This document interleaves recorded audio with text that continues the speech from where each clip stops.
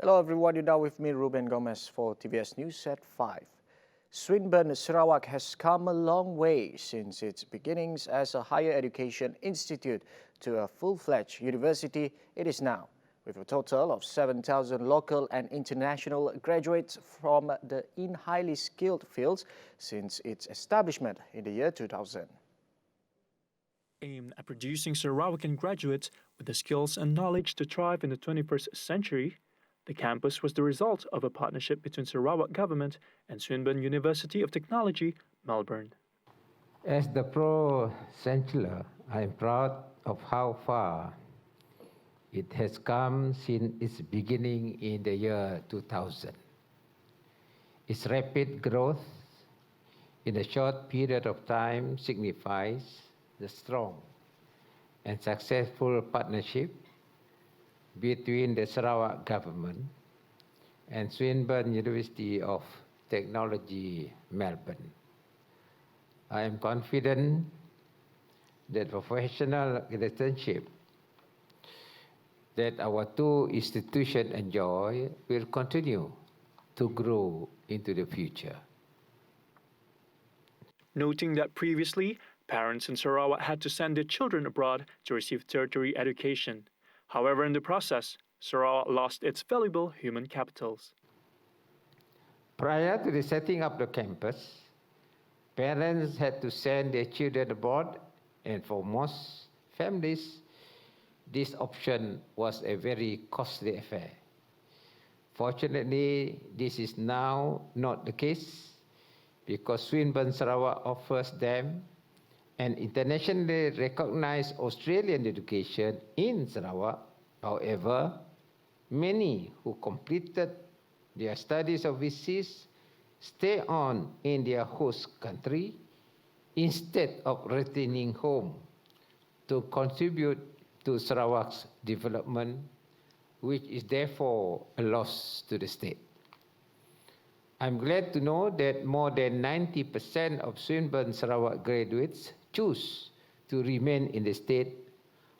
The establishment of Swinburne campus in Kuching has changed the higher education landscape and played a significant role in the retention of highly skilled Sarawakians who may otherwise have moved elsewhere.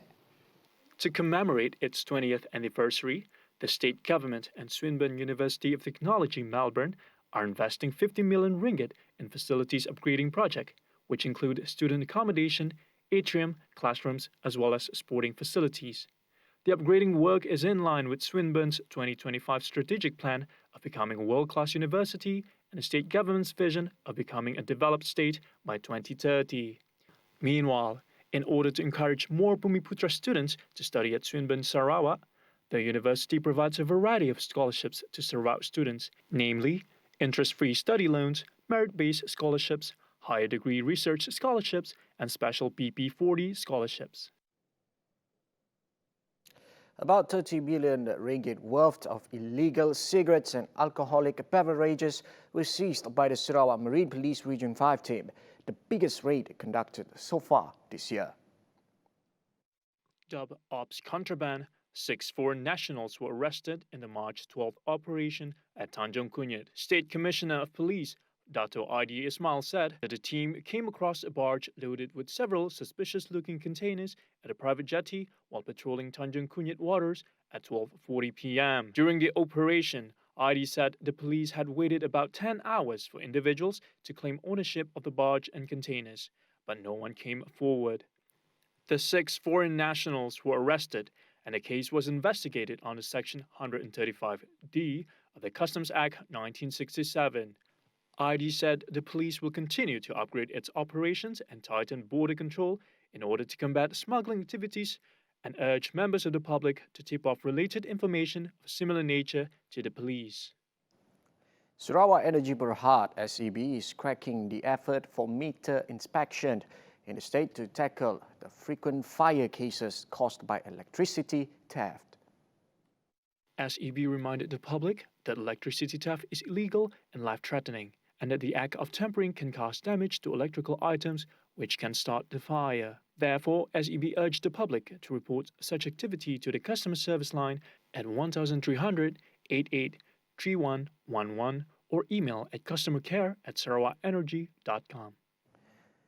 Travelers who have received the COVID-19 vaccine are not exempt from complying with the prescribed COVID-19 infection prevention measures, including undergoing mandatory quarantine.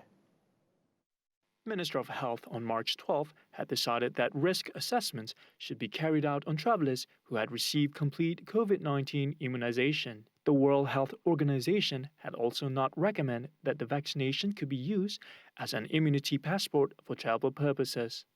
The Ministry Health Director General, Tan Sri Dr. Noor Hisham Abdullah, said more information of the vaccine was required to determine its effectiveness. Meanwhile, Dr. Noor Hisham said travelers could apply for an exemption to undergo quarantine at quarantine stations based on several risk assessment criteria. The criteria include evidence of having received the COVID-19 vaccine, travelers from low-risk countries, no risk of exposure to other members of the House, and having a negative COVID-19 test result. Hello there. A new law gazetted today. The law will temporarily allow the Finance Ministry to approve additional spending of federal government's funds without going through Parliament's approval. New law, titled Emergency for Essential Powers, Amended Ordinance 2021.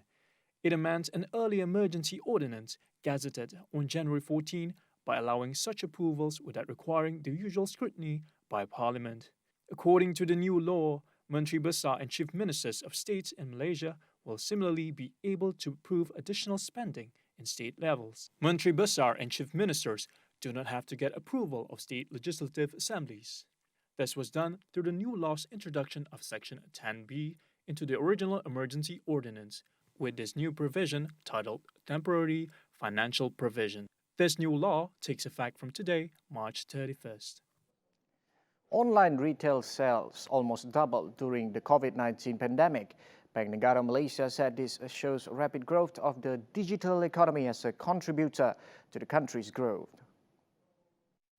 However, Bank Negara said online retail were still fairly small at less than 10% of the total retail sales. It is expected to trend higher as consumers continue to shift rapidly towards online spending, which encourages more SMEs to pivot towards sales. The bank governor, Datuk Nur Samsiah Muhammad Yunus, expects e-commerce activities to account for a bigger portion of Malaysia's gross domestic product, or GDP. Overall, the digital economy accounted for about 19.1% of Malaysia's GDP in 2019. The Department of Statistics Malaysia's online retail sales index averaged at about 33% between March and December last year, which is more compared to the start of 2020 at 22%. More than 3,000 creative practitioners are expected to receive various assistance. The assistance will be in the forms of grants, loans, digital platform establishment and upskilling initiatives. The Malaysian Creative Industry Stimulus Package, or PRISMA, is expected to support more than 3,000 creative practitioners. These initiatives were provided by My Creative Ventures, Sundarian Berhad. PRISMA programs could create employment opportunities in spaces, art organizations, production houses, bands and theatre groups, such as the Music Streaming Equipment Grant under PRISMA, which will assist 100 musicians to apply new norms and digital elements in their creative activities. This includes providing access to music production and online broadcasting tools. Funding is up to 10,000 ringgit per person, and applications are now open until April 2nd. Well, that concludes the news at 5. I'm Ruben Gomez, anytime, anywhere.